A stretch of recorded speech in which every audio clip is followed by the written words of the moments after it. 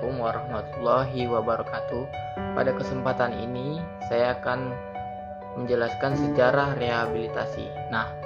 Perkembangan gerakan rehabilitasi. Pada abad ke-18, pendekatan secara medis terhadap penderita kelainan mulai berkembang. Di abad ke-18 dan ke-19, kemajuan gerakan rehabilitasi semakin pesat dan dengan dukungan dari berbagai ahli. Tokoh rehabilitasi di Amerika antara lain adalah Dr. Howard Rush, Mary E. Swenson, dan Dr. Henry Kreisler. Tahun 1964, tepatnya di Surakarta, berdiri pusat rehabilitasi yang dipelopori oleh Dr. Suharto. Selanjutnya berkembang dengan mendirikan YPAC. Dalam sejarahnya, praktek rehabilitasi ini sudah cukup lama dilaksanakan. Menurut Bule, tahun 1958, sebagaimana disampaikan di Zainuddin 1964 dalam proses rehabilitasi pasien mental di rumah sakit jiwa. Berdasarkan tulisan Marco Polo pada perjalanannya ke Kaisaran Mongol, ia mencatat bahwa kerajaan tersebut, para petugas patroli jalanan selalu melakukan kegiatan terhadap orang-orang yang mengalami kecacatan dan kelemahan lainnya. Mereka ini selanjutnya ditampung dalam suatu rumah perawatan semacam panti rehabilitasi yang didirikan di setiap kota untuk disembuhkan dan dididik agar mampu melaksanakan kehidupannya secara wajar. Mungkin demikianlah sejarah dari rehabilitasi, kemudian akan dilanjutkan oleh rekan saya. Assalamualaikum warahmatullahi wabarakatuh. Saya Miftahur Rahman dari kelompok rehabilitas. Di sini saya akan menjelaskan mengenai pengertian rehabilitas dan tujuan rehabilitas. Baiklah, langsung saja ke penjelasan saya yang pertama, yaitu mengenai pengertian rehabilitas. Rehabilitas berasal dari dua kata, re yang artinya kembali dan habilitas yang artinya kemampuan. Menurut arti katanya, rehabilitas artinya mengembalikan kemampuan. Rehabilitas adalah proses perbaikan yang ditujukan pada para penderita cacat agar mereka cakap untuk dapat memiliki secara optimal kegunaan jasmaniah, rohaniah, sosial, pekerjaan, dan ekonomi. Sedangkan menurut Suito, rehabilitas penderita cacat merupakan segala daya upaya baik dalam bidang kesehatan, sosial, kejiwaan, pendidikan, ekonomi, maupun bidang yang lainnya yang nantinya akan dikoordinir menjadi continuous proses dan bertujuan untuk memulihkan tenaga dari para penderita cacat agar mereka dapat menempati kembali kedudukan di masyarakat. Yang selanjutnya yaitu tujuan dari rehabilitas. Tujuan utama rehabilitas adalah membantu penderita cacat untuk mencapai kemandirian optimal secara fisik, sosial, mental, vokasional, ekonomi sesuai dengan kemampuannya. Tujuan lain dari rehabilitas ini adalah yaitu terwujudnya anak atau peserta didik penderita cacat yang berguna, di mana berguna ini memiliki dua arti. Yang pertama yaitu anak dapat mengatasi masalah-masalah dari kecacatannya. Yang kedua, anak dapat menyesuaikan diri dengan kekurangan-kekurangannya. Dan yang ketiga yaitu vokasional. Sedangkan arti yang kedua yaitu peserta didik penderita cacat tersebut memiliki kekurangan-kekurangan. Di samping itu, aspek dari berguna ini mencangkup self-realization, relationship, ekonomi, efisiensi, dan civic responsibility. Artinya, melalui kegiatan-kegiatan rehabilitas ini, peserta didik penderita cacat diharapkan mampu, yaitu dapat memahami kelainannya, dapat bergaul dan bekerja sama dengan orang lain dalam kelompok. Yang ketiga yaitu mempunyai kemampuan dan keterampilan ekonomis produktif tertentu, dan yang keempat yaitu memiliki tanggung jawab. Baiklah, sekian penjelasan dari saya. Salah dan janggal saya mohon maaf. Baiklah, selanjutnya akan dilanjutkan oleh anggota kelompok saya yang lain. Assalamualaikum warahmatullahi wabarakatuh. Baik, saya di sini akan melanjutkan materi mengenai sasaran rehabilitasi. Fokus dari rehabilitasi ini tidak hanya pada individu yang mengalami keterbatasan fungsional akibat kecacatan. Fokusnya di sini adalah individu secara holistik dan dalam konteks ekologinya. Di sini maksudnya sasaran individu itu sasaran rehabilitasi itu adalah individu secara totalitas. Itu mencakup aspek fisik, mental, spiritual, individu yang bersangkutan maupun berhubungan dengan keluarga, lingkungan kerja, dan lingkungan masyarakat. Nah, secara rinci Coleman juga mengemukakan sasaran rehabilitasi, yaitu 1. Meningkatkan insight terhadap problem yang dihadapi, kesulitannya, dan tingkah lakunya. Jadi, rehabilitasi bertujuan bersasaran untuk meningkatkan insight individu dalam menghadapi problem-problem itu, problem, kesulitan, dan tingkah lakunya. Nah, yang kedua itu membentuk sosok self-identity yang lebih baik pada individu, identitas diri yang lebih baik pada individu. Nah, yang ketiga memecahkan konflik yang menghambat dan mengganggu. Yang keempat merubah dan memperbaiki pola kebiasaan dan pola reaksi tingkah laku yang tidak diinginkan. Jadi tingkah laku yang tidak baik atau tingkah laku yang tidak diinginkan itu akan diubah dan diperbaiki. Nah, yang keenam itu meningkatkan kemampuan melakukan relasi interpersonal maupun kemampuan lainnya. Di sini mencakup kayak interaksi sosial dan sebagainya. Yang ketujuh, modifikasi asumsi-asumsi individu yang tidak tepat tentang dirinya sendiri dan dunia lingkungannya. Jadi di sini akan dimodifikasi mengenai pikiran-pikiran individu yang tidak tepat tentang dirinya sendiri ataupun lingkungannya. Kayak dia punya kepercayaan diri yang kurang, jadi itu akan dimodifikasi. Terus yang kedelapan, membuka jalan bagi eksistensi individu yang lebih berarti dan lebih bermakna atau berguna.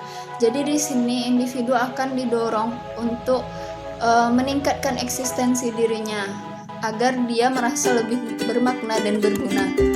Nah, ruang lingkup rehabilitasi menurut Departemen Sosial melalui Direktorat Rehabilitasi Penderita Cacat, pelaksanaan program kesejahteraan sosial mencakup dua hal, yakni 1.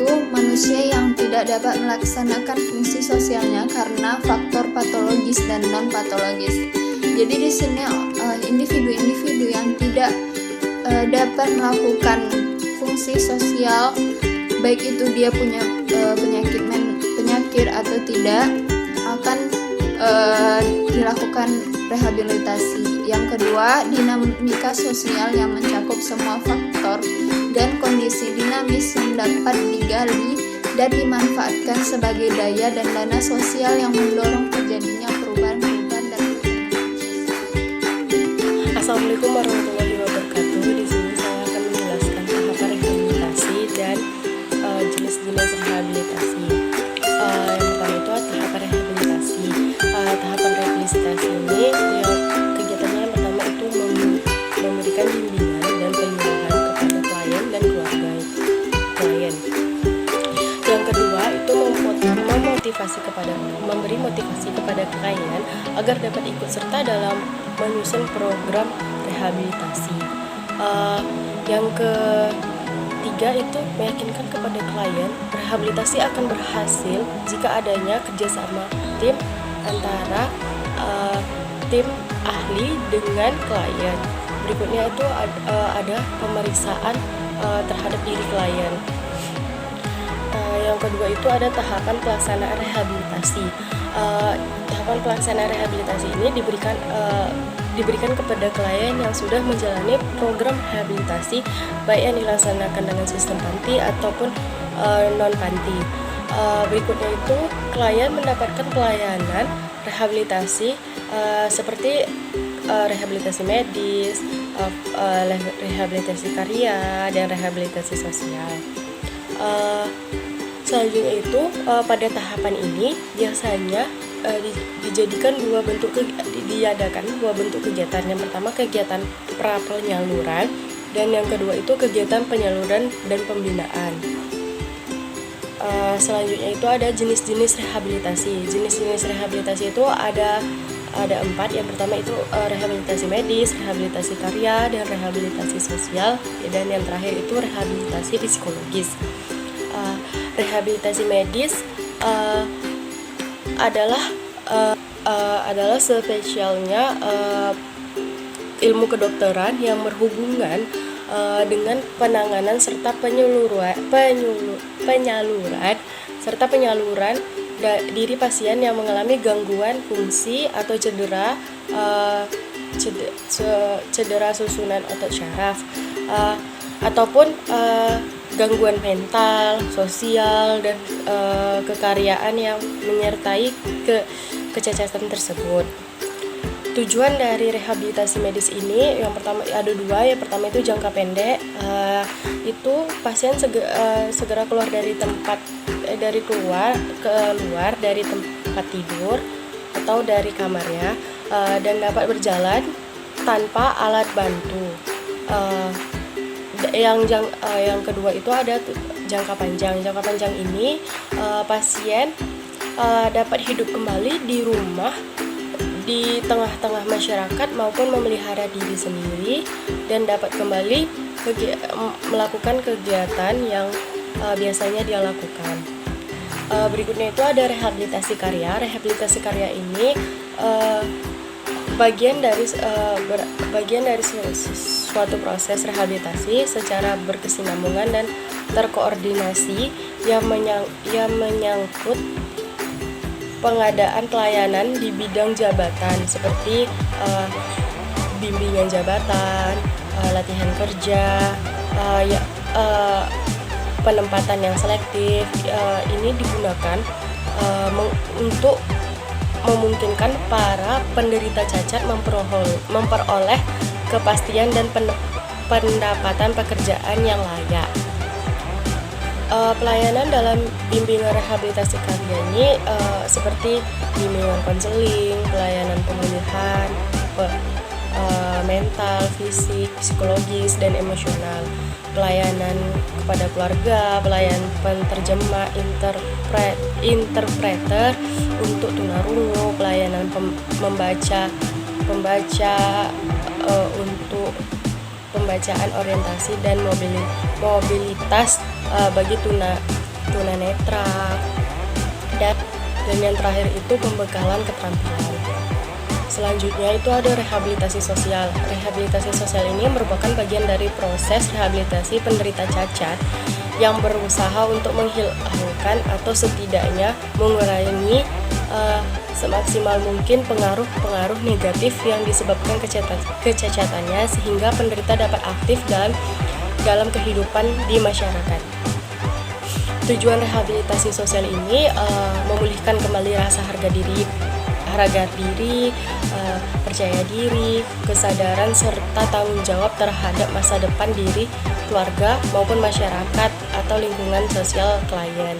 Yang kedua itu untuk memulihkan kembali kemauan dan kemampuan untuk dapat melaksanakan fungsi sosialnya yang secara wajar.